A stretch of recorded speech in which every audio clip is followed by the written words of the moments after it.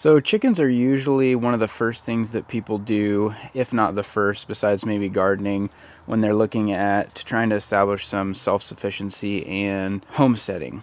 So we got some chickens, and as I have said in earlier videos, we originally started out, we were only going to have 3 chickens. And we live inside city limits, and based on our lot size, we can have up to, I think, 6 chickens without having to petition for more. Local places didn't have the type of chickens that we wanted. These guys are Easter eggers. The reason why I wanted those chickens, they're a crossbreed, is because their feathers are all different colors and they lay different colored eggs. So all these guys actually lay blue eggs. There's no variation in the eggs that they lay. Some of them you can get like pink eggs, green eggs, blue eggs. These ones are all the same. But I wanted my kids to be able to tell the chickens apart so that they could name them, and then they could all watch their chickens grow and keep track of them. So that's why we went with these chickens. They're pretty easy to care for, but when we ordered the chickens, we were going to do 3. And a buddy of mine that's like, look man, they always die in the mail, it's sad, but order an extra chicken. So we ordered 4, and I guess it's a common occurrence because the hatchery also threw an extra chicken in. Well, guess what? All of them are thriving and survive just fine. One of them did end up being a rooster out of the initial batch, and of course that was the chicken that my wife had chose as hers. So that one went to live on the farm with my buddy, and literally on the farm. We didn't kill it. It was no problem for them to take another one in. And so to replace the missing chicken, I got a chicken from a local farmer here who was selling them. And so Henrietta is a little chicken over there in the corner, and she is a leg bar chicken. She's an opal leg bar. And so she's just a different breed of chicken. I am not a bird guy. I've never been a fan of parrots or parakeets or any sort of bird pets that people have. Chickens are awesome. I love these birds. Love our chickens. They're funny to watch. They have such good personalities. They do produce eggs, so obviously we're getting something out of having them. They're not freeloaders. Prepared for them to run around your yard. Initially, I was kind of like, I don't want the mess, you know, and chickens pooping everywhere. But a chicken run just isn't enough space for them, in my opinion. And everybody has their own opinion on how they do things. In the wintertime, they usually do stay in their run. I'll open the gates for them, but we get a lot of snow here, and chickens really don't like the snow. So I will shovel a path in front of their chicken run in their house, and then I'll shovel a path kind of out into the yard. And once in a while, they'll kind of venture out. But for the most part, they don't really like coming out of there. They like staying in the run. That's why I have a cover on the top of it so that it keeps the snow and rain out. I'll go through a video on kind of how I put that together, what I would like to do differently in the future, and kind of give you guys some ideas so that when you go to build yours, you don't have to go through the issues and mistakes that I went through. But they're great animals. They're pretty low maintenance once you get them raised. Going and doing it again, I probably would just buy chickens that are pullets that are like 8 weeks old instead of raising them from chicks. It was just a lot of work. We had to set up a little brooder box, and we had to put fencing over the top of it because eventually it started jumping and wanting to get out. It was good because we were able to introduce the dogs to the chickens. My 2 little dogs could care less. Don't bother the chickens at all. The chickens circle around them, hang out with them, they don't care. Stormy, the boxer, she's pretty good now. We still have to keep an eye on her, but initially she really wanted to eat the chickens. And she was always good if somebody was around, but if you let her out, I would catch her hitting the front of the cage with her front paws trying to get in there. And so we ended up having to get a shock collar, which I know a lot of people don't like, but it was what we had to do. I only had to shock her once with it, and then after that I was able to use the vibrate feature to correct the behavior. I spent a lot of time out here with her, training her.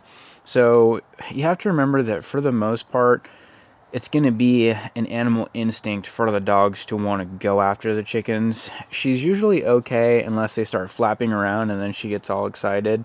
But she leaves them alone now for the most part. I haven't had to even put the collar on her for a couple months. It's just something to think about if you have dogs. Big dogs, you might need to do training with them. You definitely want to introduce them to the chickens in a controlled environment. So we introduced her initially with the chickens in some fencing and then had her on the leash. So if they do try to lunge at them, then you have control of the situation, and then you don't end up with dead chickens and crying children. So that's what I was trying to avoid. And they're going to definitely try to... Stormy! Eat the chicken poop. So it's disgusting, but just be ready for that, because that's what dogs do. Overall, we've really been happy with the chickens. In the summertime, they produce a lot of eggs for us. We were getting probably 1 egg per day, roughly, per chicken. It's about 5 eggs a day. In the fall time, it's gotten colder here. It's October in Montana, and it's tapered off quite a bit. Now we get maybe 1 or 2 eggs per day, and then in the wintertime, it'll really taper off, maybe 3 or 4 eggs a week, if that. And in the wintertime, you really got to watch when they're laying, because if they're not sitting on them the whole time, the eggs can crack open and then they're ruined. They freeze is what happens overnight. So I would definitely recommend getting chickens, but do your research. A lot of places, if you live in an HOA, you can't have them. In some HOAs, some city limits, you can't have them. But for the most part, in the United States, they still have poultry codes so that you're able to have chickens within city limits.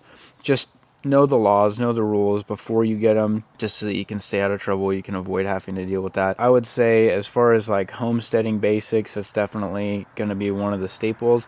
I think most people that are homesteading have chickens. You can do chickens for meat.